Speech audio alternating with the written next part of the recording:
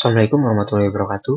Perkenalkan, nama saya Fadila Warham dengan NIM 415-230-10-158. Video ini saya buat untuk memenuhi tugas UTS pada mata kuliah Generatif AI dengan dosen pengampu Ibu Umni Salamah ST MMSI. Jadi pada video kali ini saya akan membahas mengenai visualisasi data yang berbasis AI. Evolusi analitik data di era kecerdasan buatan. Nah, di sini ada 3 pilar alat analitik AI. Yang pertama itu Tableau, yang kedua itu Power BI, dan yang ketiga itu Polymer. Sebenarnya ada banyak ya, cuma di sini saya cuma akan membahas 3 saja.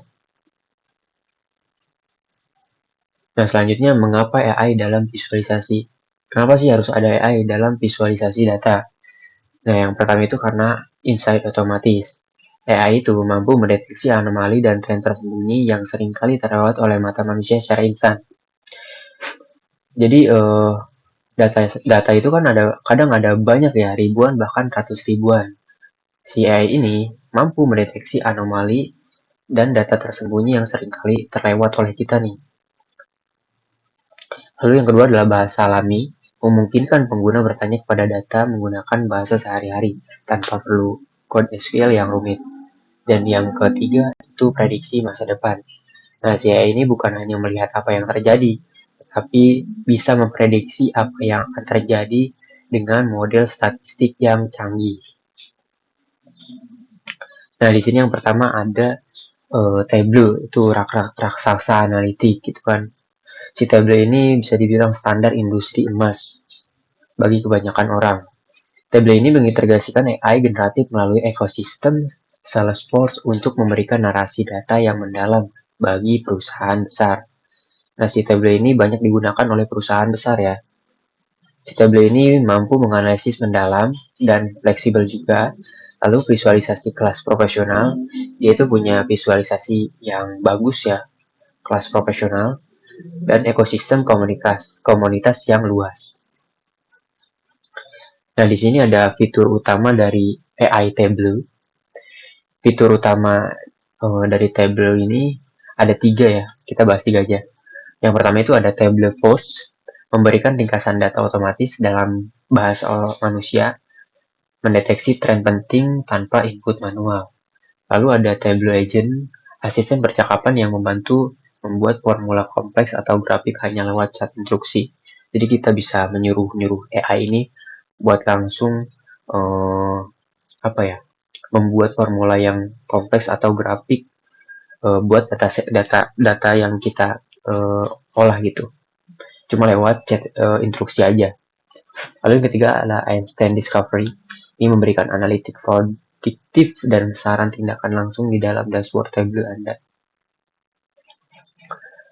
Nah, yang kedua ini adalah ada Microsoft Power BI. Nah, Microsoft Power BI ini punya integrasi tanpa batas. Jadi Power BI ini membawa kekuatan AI ke dalam setiap pengguna Microsoft. Nah, menjadikannya alat yang paling mudah diakses di kantor. Si Power BI ini punya integrasi Excel dan Terms, terus harga yang sangat kompetitif.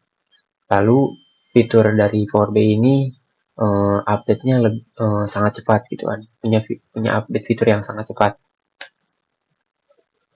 Nah, fitur utama dari Power BI ini sebenarnya adalah Copilot ya, AI Copilot. Yang pertama itu pembuat laporan.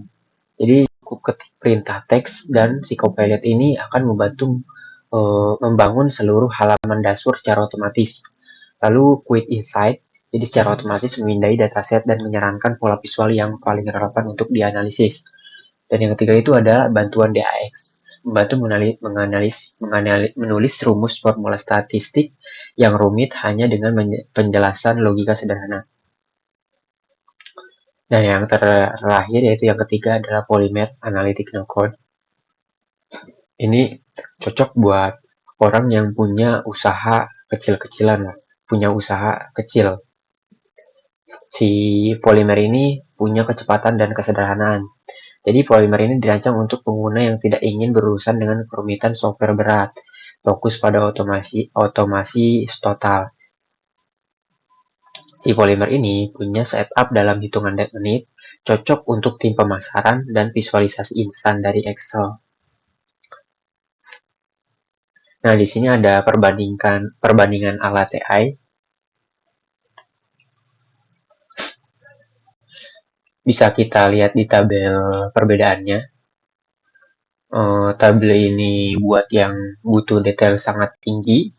Power BI ini buat yang butuh efisiensi di ekosistem kantor. Sedangkan Polymer ini memang di kecepatan dan kemudahan no code. Jadi kita bisa pilih sesuai kebutuhan kita. Sesuaiin aja dengan kebutuhan kita. Kita butuhnya apa nih buat visualisasi analisis datanya. Nah, di sini ada segmentasi penggunaan AI-nya.